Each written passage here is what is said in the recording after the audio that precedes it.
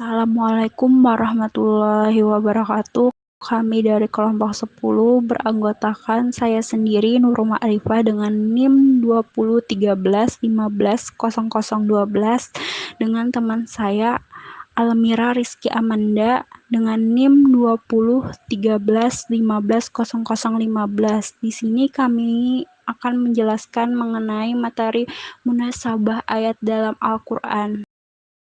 Pengertian munasabah ayat dalam Al-Qur'an. Secara bahasa, munasabatan berasal dari kata nasaba yunasibu munasabatan yang artinya dekat atau garib. Al-muraqabatu artinya sama dengan al-muqarabatu yang berarti mendekatkan dan juga al-musyakalab atau menyesuaikan.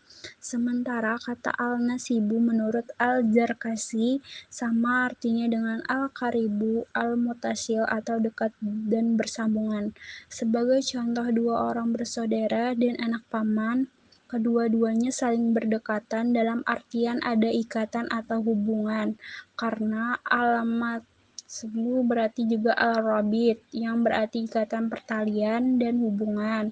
Kata munasabah secara etimologi berarti al-muqarabah atau kedekatan, al-musyakalah keserupaan, dan al-mufaqah atau kecocokan. Contoh dalam kalimat sebagai berikut. Fulan yunasi fulan, berarti si fulan A mempunyai hubungan dekat dengan si fulan B dan menyerupainya. Dari kata itu lahirlah pula kata an-nasib, berarti kerabat yang mempunyai hubungan seperti dua orang bersaudara dan putra paman. Karenanya munasabah merupakan hal yang logis apabila dijelaskan dapat diterima akal. B. Macam-macam ayat munasabah dalam Al-Qur'an. Yang pertama, munasabah antar surah dengan surah sebelumnya. Berkaitan dengan munasabah macam ini, ada uraian yang baik dengan dikemukakan Nasyr Abu Zaid yang menjelaskan bahwa hubungan khusus surah Al-Fatihah dengan surah Al-Baqarah merupakan seketika kebahasaan. Yang kedua, munasabah antar nama surah dengan tujuan turunnya. Setiap surah mempunyai lihat tema pembicaraan yang menonjol dan itu tercermin pada namanya masing-masing seperti surah Al-Baqarah, surah kedua, surah Yusuf, surah ke-12, surah An-Naml, surah ke-27, dan surah Al-Adzin, surah ke-72. Lihatlah firman Allah surah Al-Baqarah, surah kedua, ayat 67 sampai 71. Cerita tentang lembu betina dalam surah Al-Baqarah di atas merupakan inti pembicaraan, yaitu kekuasaan Tuhan membangkitkan orang mati. Dengan perkataan lain, tujuan surah ini adalah menyangkut kekuasaan Tuhan dan keimanan kepada hari kemudian. Munasabah antar bagian suatu ayat. Munasabah antar bagian surah sering berbentuk pola munasabah al-tadad atau perlawanan seperti terlihat dalam surah Al-Hadid surah ke-57 ayat 4. Antara kata yalizu masuk dengan kata yakruzu atau keluar, serta kata yanzilu turun dengan kata yaruzu atau naik. Terdapat korelasi perlawanan. Contoh lainnya adalah kata al-azaf dan ar-rahmah dan janji baik setelah ancaman. Munasabah seperti ini dijumpai dalam surah Al-Baqarah surah kedua, An-Nisa surah ke-4, dan surah Al-Maidah surah ke-5. Munasabah antar ayat yang letaknya berdampingan. Munasabah antar ayat yang letaknya berdampingan sering terlihat dengan jelas, tetapi sering pula tidak jelas. Munasabah antar ayat yang terlihat dengan jelas umumnya menggunakan pola takkid atau penguat, tafsir atau penjelas, iktiraf, bantahan, dan tasydid atau penegasan. Di sini saya akan melanjutkan penjelasan dari Nurul Ma'rifah. 3. Munasabah antar suatu kelompok ayat dan kelompok ayat di sampingnya. dalam Quran surah Al-Baqarah 2 ayat 1 sampai 20. Misalnya, Allah memulai penjelasannya tentang kebenaran dan fungsi Al-Quran bagi orang-orang yang bertakwa. 4. Munasabah antar fasilah atau pemisah dan isi ayat. Macam munasabah ini mengandung tujuan-tujuan tertentu. Di antaranya adalah untuk menguatkan atau tamkin makna yang terkandung dalam suatu ayat. Misalnya dalam Quran surah An-Naml atau 27 ayat 80 kalimat idza walau mubirin, apabila mereka telah berpaling membelakang, merupakan penjelasan tambahan terhadap makna asum atau orang tuli. 5. Munasabah antar awal surat dengan akhir surat yang sama.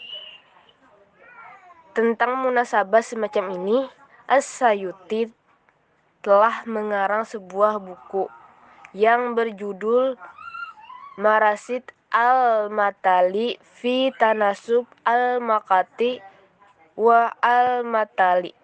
Contoh munasabah ini dalam Quran surah Al-Qasas atau 28 yang bermula dengan menjelaskan perjuangan Nabi Musa dalam berhadapan dengan kekejaman Fir'aun. 6. Munasabah antar penutup suatu surah dengan awal surah berikutnya. Jika diperhatikan pada setiap pembukaan surah, akan dijumpai munasabah dengan akhir surah sebelumnya, sekalipun tidak mudah untuk mencapainya. Quran surah Al-Hadid atau 57. Kegunaan mempelajari munasabah. 1. Dapat menepis anggapan sebagian orang bahwa tema-tema Al-Quran kehilangan relevansi antara satu bagian dan bagian yang lainnya. Contohnya, terhadap firman Allah dalam Quran surah Al-Baqarah atau 2 ayat 189.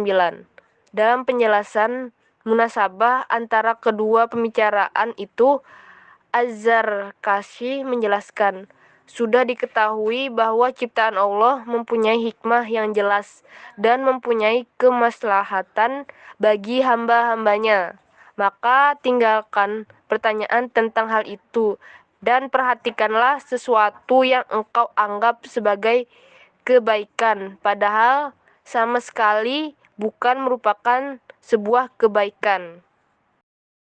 2. Mengetahui persambungan atau hubungan korelasi antara bagian Al-Quran, baik antara kalimat atau antar ayat maupun antar surat, sehingga lebih memperdalam pengetahuan dan pengenalan tentang kitab Al-Quran dan memperkuat keyakinan terhadap kewahyuan dan kemukjizatannya. 3. Dapat diketahui mutu dan tingkat kebalaghahan bahasa Al-Quran dalam konteks kalimat-kalimatnya yang satu dengan yang lainnya atau berkorelasi, serta persesuaian ayat atau surat yang satu dengan yang lainnya. 4. Dapat membantu dalam menafsirkan ayat-ayat Al-Quran secara lebih tepat dan akurat setelah diketahui hubungan suatu kalimat atau ayat dengan kalimat atau ayat yang lain.